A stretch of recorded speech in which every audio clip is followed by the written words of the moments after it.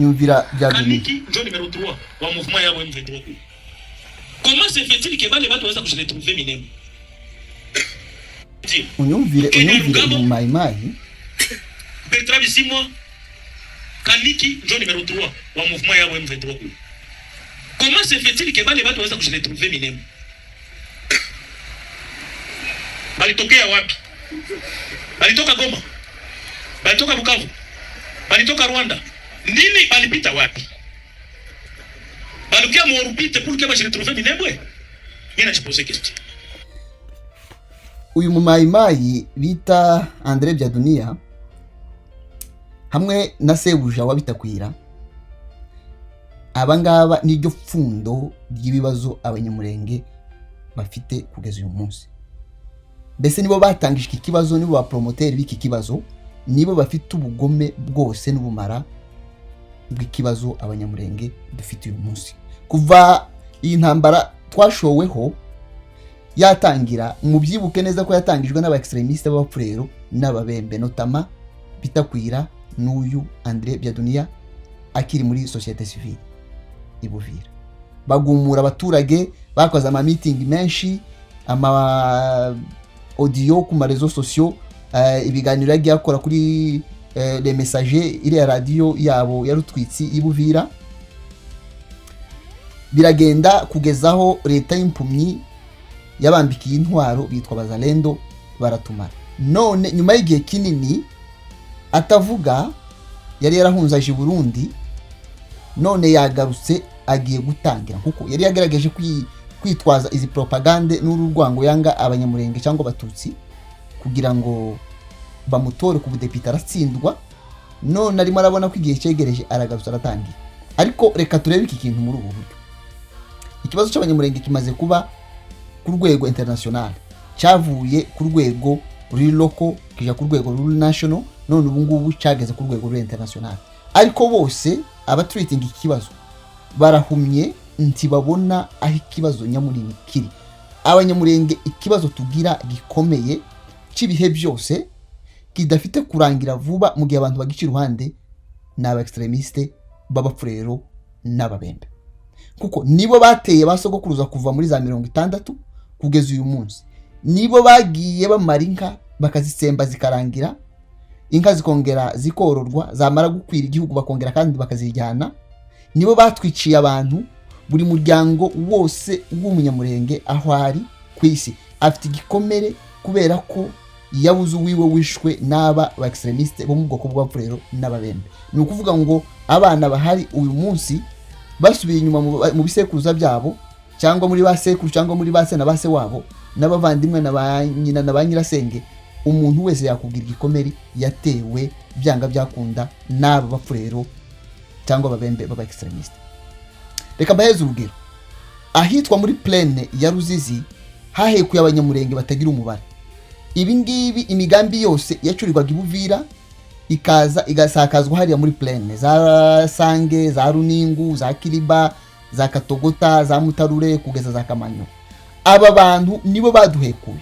Inzira zacu zizamuka, inzira ya Runingu, inzira ya Sange, inzira ya Kiriba, inzira ya hariya za Rubangi izamuka za Remera, bahategeye abanyamurenge barabica imyaka n'imyaka kugeza uyu munsi. Ikibazo cy'umunyamurenge aho kiri ni muri Uvira. Uvira niva mu rwango ikaja kubesha Kinshasa y'impumyi yuko turi impunzi, ikaja kubereka yuko twebwe dukorana n'ibihugu by'amahanga, ikaja kutwangisha abakongomani bose n'abanyamahanga. Mu byibuke bitakwira ni uri ku isonga y'igitabo Charles Launana w'umunyakamerune yanditse kugira ngo yange abatutsi abangishe n'abandi. Aho ni Uvira. Uvira nibwo bugome, niyo soko y'ubugome bwose twagiye dukorerwa no kwicwa. Ni ukuvuga ngo mu gihe Uvira itarahabwa isomo, mu gihe Uvira itararebwa nk'ikibazo gikomeye cy'umunyamurenge kuba hari ndetse n'abazaza, turacyafite ikibazo gikomeye. Iyi Uvira icurirwamo imigambi, iyi Uvira ni umwijima ku banyamurenge, iyi Uvira ni umuhandazovu ku banyamurenge, iyi Uvira ni amazi arura ku banyamurenge. Rero banyamurenge mwese aho muri, duhaguruke twamagane ibi bintu mu buryo bitazongera. Iyi Uvira yaraduhekuye, none dore kandi baratangiye, nubwo nta mbaraga bagifite, bagiye kandi gushashura rwa rwango, ariko biterwa nuko twebwe ahari ntacyo dukora. Kuko nimba imyaka ibaye 10 umuntu wahembereye urwango rukavamo intambara ikatumara ibintu, inka zose bagiye biba nibo bagiye bazishikiriza, bafite amazu, bafite amamodoka, bafite iki, none imyaka 10 irarangiye nta kintu yabayeho, ntiyigeze ahungabana, ntiyagize te guhungana ukugera ari Burundi akabaragarutse, akaba none atangiye. Ni ukuvuga ngo ikibazo cya Uvira kigomba kurenga amahanga, kigomba kurenga uko abantu bagitekereza ngo Uvira ngo bahageze, ngo bahavuye, ngo kubera Burundi. Ibyo ngibyo ntaho bihuriye. Amaraso y'abanyamurenge yamenetse, ntaho ahuriye n'inzara yo ry'abarundi, ntahuriye no kubura essence ya kwabo, ntahuriye no kuba abakongomani bari Buvira bashobora kubura inzira yo kujya ibujumbura, kuko ibyo byose twabiciyemo.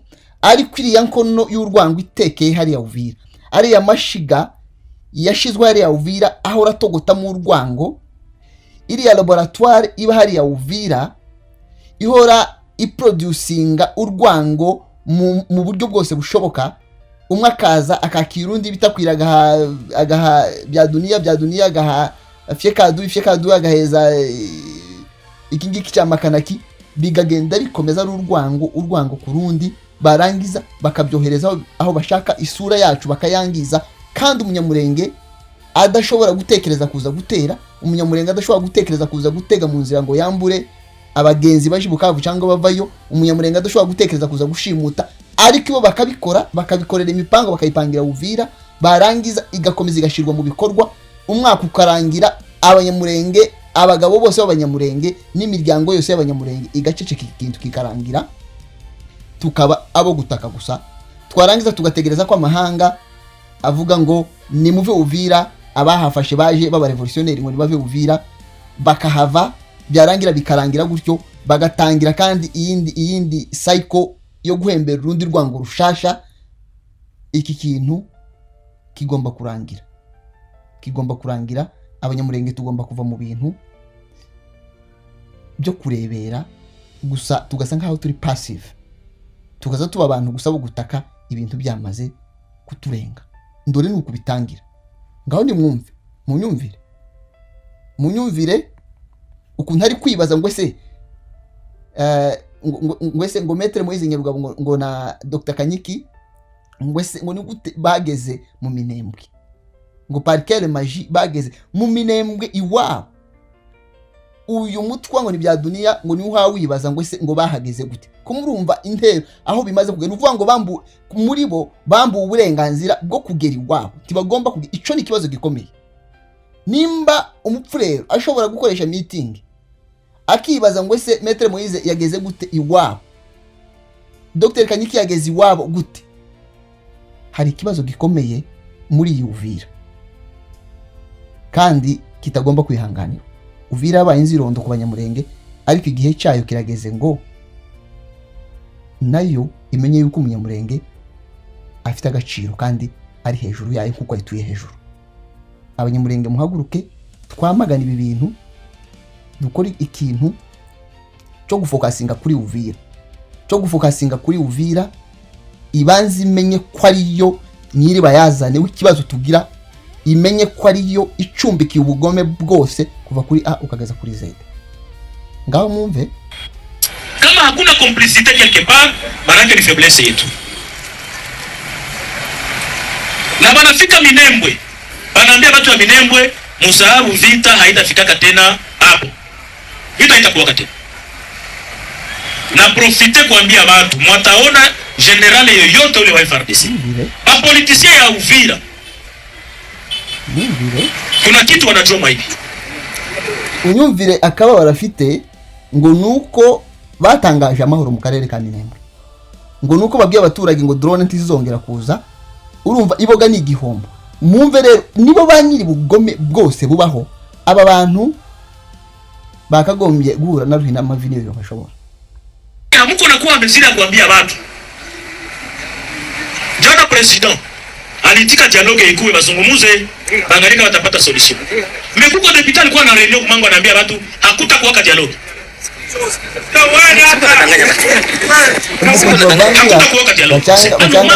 Tuko na besoin watu waishi kwa amani. Iwe dialogue, iwe nini, iwe minere. Babele watu wache na amani tulale na tulamuke. Haiko vile? Amani ya kudumu. Minere yao babele, mimi sijui yake oro inafanana namna gani. Kwa tunaweza nini? Hakuna kitu, hakuna kitu. Hapo nitisi na hapo tu mluyengia hakuna kitu. Leo sasa banakia kuiconcretiser. Ni français banaandika territoire de haut plateau de Minembwe. Na haut plateau et moyen plateau inakamata Uvira, inakamata Fizi, inakamata Mwenga.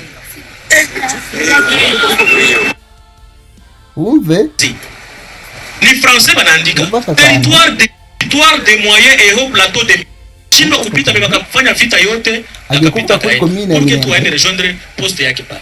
Pale nyuma kwenye balikuwa wanaikala. Haiko tena commune balivuta bakaandika territoire de moyen et haut plateau de Minembwe. Unisikia mzuri? Hapana territoire de Minembwe. Moyen et haut plateau de Minembwe. Ça veut dire quoi? Munakumbuka wakati ya mbele tungali mwaima vitu mabitu kabila ngali kupouvoir. Tuko tunasema hapa sasa tutakrea territoire ya Minembwe. Tukakuwa tunauza nini? Hakuna kitu, hakuna kitu. Hapo nitisi na hapo tu mluyengia hakuna kitu. Leo sasa banakia kuiconcretiser. Ni français banaandika territoire de haut plateau de Minembwe. Na haut plateau et moyen plateau inakamata Uvira, inakamata Fizi, inakamata Mwenga. Munyumvire rero. Nyuma yo kutwisha, nyuma yo kuturangiza, nyuma yo kuducurira imigambi na plan zo kuzaza badusubiza inyuma no kuhora badukinyiza, agarutse kuri cya kibazo cya Minembwe. Nyuma yo kuvuga rero kuri ibi by'abashitsi bageze mu Minembwe, ati noneho commune ntikiri commune baravuse bandikaho territoire ya moyen naho plateau de Minembwe. Ati nukuvuga ngo muri Mwenga, Fizi na Uvira. Ukibaza tuzakirira aba bagome, ukibaza icyo tuzakora kugira ngo tubemeze yuko turi abantu nk'abandi. Abakoloni baraje badukuriyeho ubwami bwacu, ariyo masheferi twari dufite, birarangiye bibaye no classe. None tugiye mu masheferi yabo, ntabwo bari organizinga yuko ari consolidation y'ama village cyangwa ama localité, harimo n'amakolokalite menshi y'abanyamurenge agize icyo bita sheferi. Ntibaza bakireba bakumva yuko ari icabo ngubwo yitwa sheferi de Bafulero. Icyo ni ikintu gikomeye, hagomba guhaguruka abanyamurenge iki kibazo bakagifata mu ntoki. Ntabwo umwana azaza avuka ngo aje gushakira certificat nimba ari attestation ya naissance kwa byaduniye. Umwana nakora mariage ngo aje gukorera kwa byaduniye ngo ari wa proof. Umubyeyi nashaka kwandikisha umwana ku cyangombwa icyo cyose ngo banze ace kwa byaduniye. Ibi bintu bigomba kurangira. Abanyamurenge nti tuzahora gute, tugomba kubitekereza uyu munsi tukarwana uru rugamba, ariko cyane focus yacu iri Buvira, kuko ari amashiga agomba gukurwa, iri yankono itogota y'urwango n'imigambi mibi batugirira iteka ryose ikamenwa, bakamenya yuko umunyamurenge afite uburenganzira bwo kuba iwabo, afite uburenganzira bwo gutura iwabo, akishira akizana cyo kimwe n'abandi. Mbabarire cyane nkoze iki kiganiro mbabaye kubera yuko nimba hari ikintu kijya kimbabaza ni umujyi wa Uvira, ibyaha wakoreye abanyamurenge hanyuma ukaba protege ngo ntabwo ushobora gukorwa kugeza uyu munsi, ukaba ukomeje kubikora. Urabitangiye kandi ugiye kubibyusa, wongera ushire n'indi dose. Bakunzi rero ba Kivu Connect, wewe uratekereza iki ku kintu abanyamurenge bashobora gukora kugira ngo bave muri aka kaga cyane batewe na Uvira? Mbwira muri comment uko byumva. Uvira uyiziho iki, hakorwa iki? Uvira duhemukiye, yatwiciye abantu mu Gatumba, yatwiciye abantu hirya no hino, abafunzwe bose yabaye gate y'ibibi, baciye muri Uvira, bafatiwe muri Uvira. Ababyeyi bacu niho bahekuriwe. Uvira yabaye icura burindi ku banyamurenge. Ubivuga hiki, wumva hakorwa iki kuri iyi migambi mibi ikomeje mu gihe Uvira igihari, ibo bajya banywa bakaryama bagasinzira. Ciao, mukomeze mu gihe byiza. Kora subscription nimba utarayikora, ukore like, ukore share, niko kudutera inkunga kuri Kivu Connect. Bye bye, ciao ciao.